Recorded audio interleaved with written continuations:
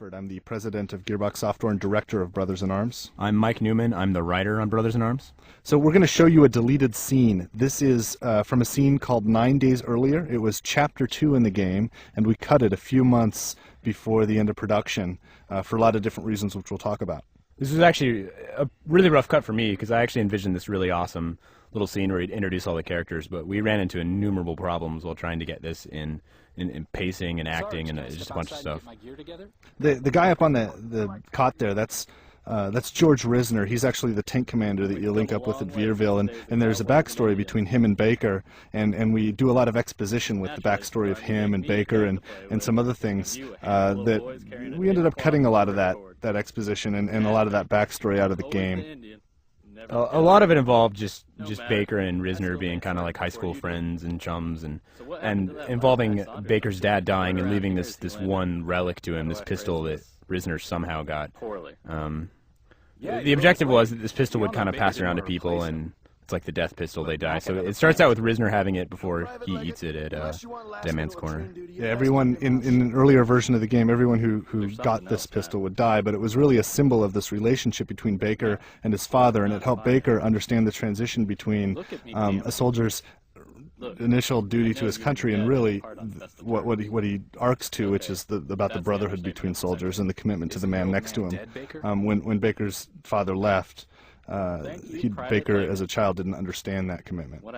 You'll notice one of the problems we walked into right here is that we've been standing in this tent for about a minute and a half and nothing's actually happened yet. The player just bought this game, he really wants to do something, and no, wait, you gotta watch this guy hold a pistol in front of you. Can't fire it, just look at it. It didn't work right.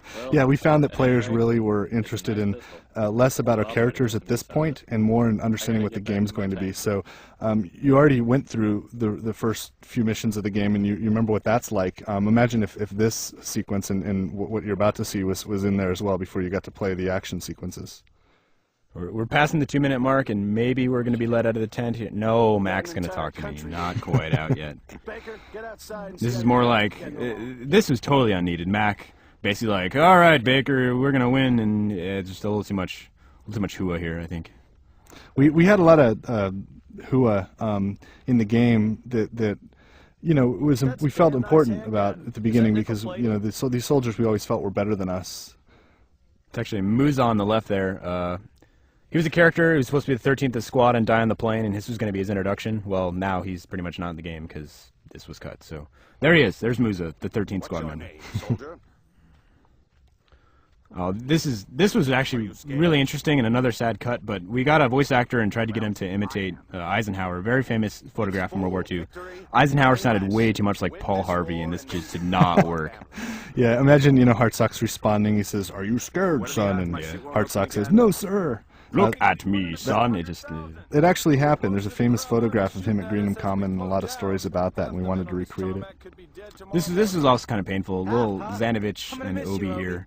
They didn't get a whole lot in the end of the game, and this is their little interchange about what are the odds we're going to die, and I thought it was pretty funny. But knowing what you know now about what happens to Obreski in the church tower, it makes this more interesting.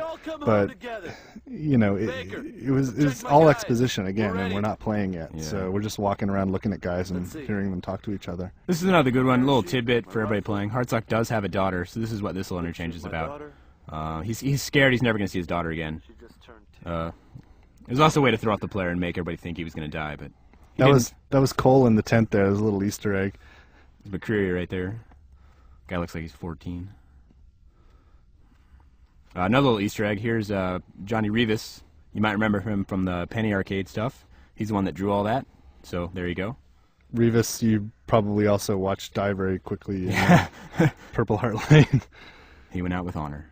I don't know why I laugh at that. It's so weird, you know, to tell these characters that we care about, and you know, these guys died like the real soldiers did in a lot of cases, horrifically, and somehow there's still humor in this grisly outcomes. Speaking of humor, this is actually one of the best scenes in the sequence. My favorite in the sequence, definitely. It's Alan describing how he got VD from a waitress broad downtown in England. So he's a little mad, we'll say. It's interesting. To Mike's credit, I think it plays out much better on paper than it did with these actors. But I thought this was a really witty piece of dialogue, and I actually missed seeing this go too. This is actually an interesting lesson we learned. When you record chronologically, the first stuff you do, they're not going to be in their character as much. So this being what we recorded chronologically first and being the game chronologically first made it easier to cut because nothing happens and the dialogue was the weakest. So. I think if we were to direct this game again, we'd probably record the scene last and record it with all of the actors in the booth together, which was hard to do logistically. Anyway, this is the deleted scene 9 days earlier. Hope you enjoyed it.